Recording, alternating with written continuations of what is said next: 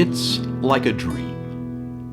He says, sometimes I think about my life in Bhutan and Nepal, and my life in America seems like it must be a dream. Shyam Rai's life took a difficult turn before he was born. His father died, leaving his mom and 3-year-old brother alone to survive.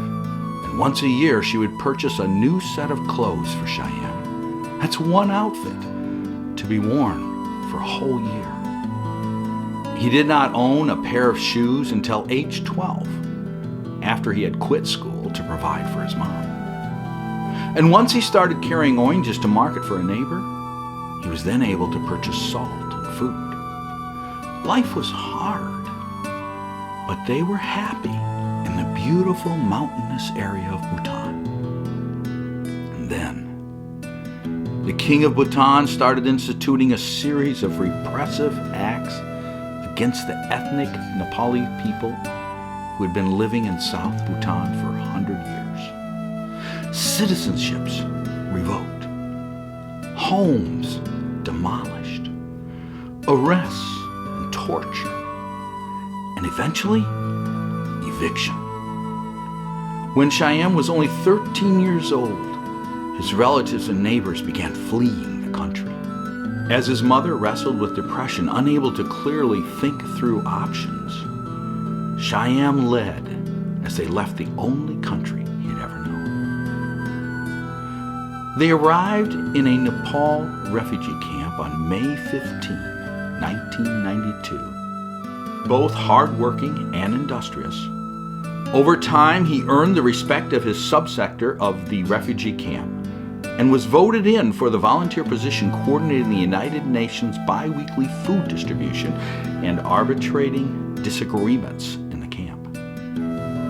Eventually, he heard about the opportunity to be placed in another country.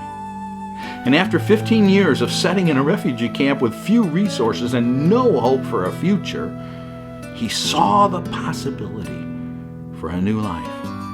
In January of 2009, his relatives and camp friends gathered around to tearfully say goodbye to Shyam, his mother, his wife, and now 3 young children as they boarded the plane to begin their journey to America.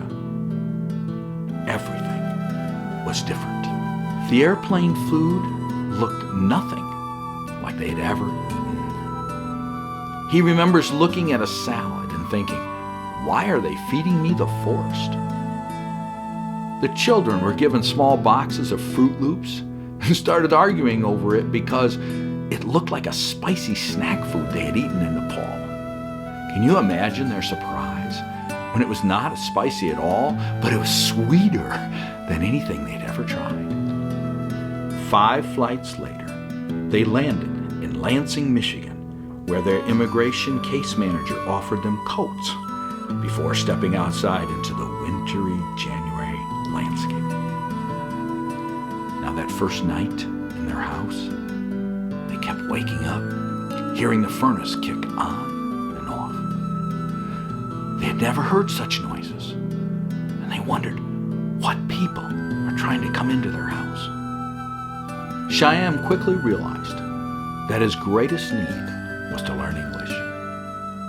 As he thought over his life experience, he considered that Christians were people he had seen care about and help people. And though he was not a Christian, he thought if he could find a church, someone would help him. Through a beautiful working together of several followers of Jesus, Shyam and his family connected with the Lansing Central Free Methodist Church. 8 years after starting a new life in America, the Shyam Rai family owns their own home and 2 cars. And though Shyam still feels that his biggest struggle is that he only understands about 50% of the English language, his 3 children speak fluently and are excelling in school.